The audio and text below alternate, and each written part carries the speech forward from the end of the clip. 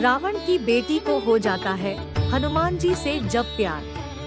श्री राम और राम भक्त हनुमान जी के बारे में कई तरह की कथाएं भारत और भारत के बाहर भी प्रचलित है।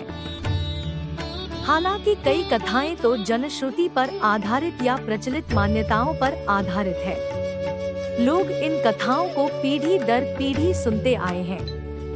ऐसी ही एक कथा है रावण की बेटी और हनुमान जी के बारे में। हालांकि इन कथाओं का वाल्मीकि रामायण और तुलसीदास रचित रामचरितमानस में उल्लेख नहीं मिलता है। आओ जानते हैं क्या है यह कथा।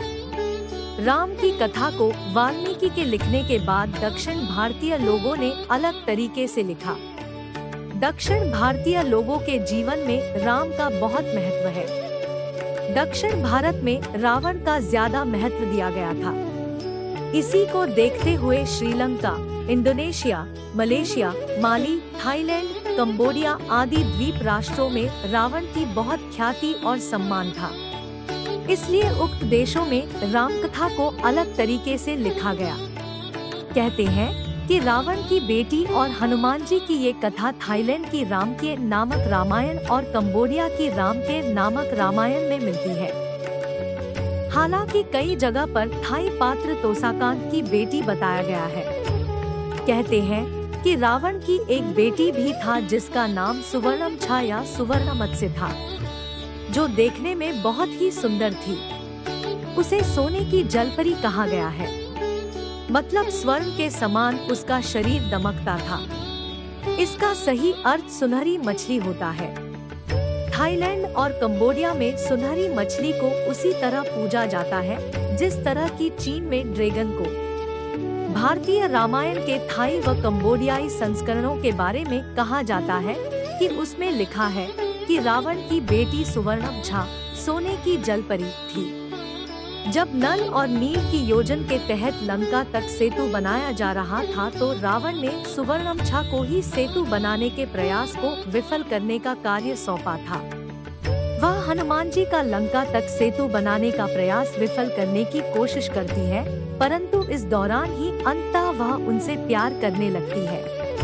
कथा के अनुसार हनुमान जी और वानर सेना समुद्र में पत्थर फेंककर जमाते थे, लेकिन वे कुछ समय बाद गायब हो जाते थे। जब हनुमान जी को इस घटना का पता चला तो वे समुद्र में उतरकर देखने लगे कि आखिर ये चट्टानें कहाँ गायब हो रही है। तो उन्होंने देखा कि पानी के अंदर रहने वाले लोग उन्हें कहीं ले जाकर रख देते हैं।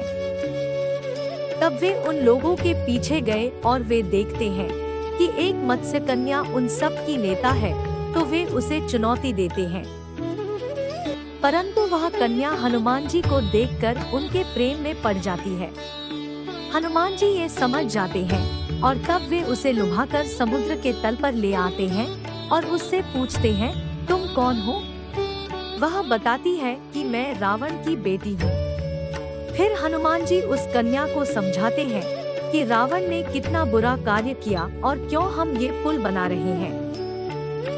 तब वह कन्या समझ जाती है और सभी चट्टानें लौटा देती है। कहते हैं कि दोनों का एक पुत्र भी होता है जिसका नाम मैक्सनू था। मैं उम्मीद करती हूँ कि आपको ये अनसुनी कहानी पसंद आई होगी।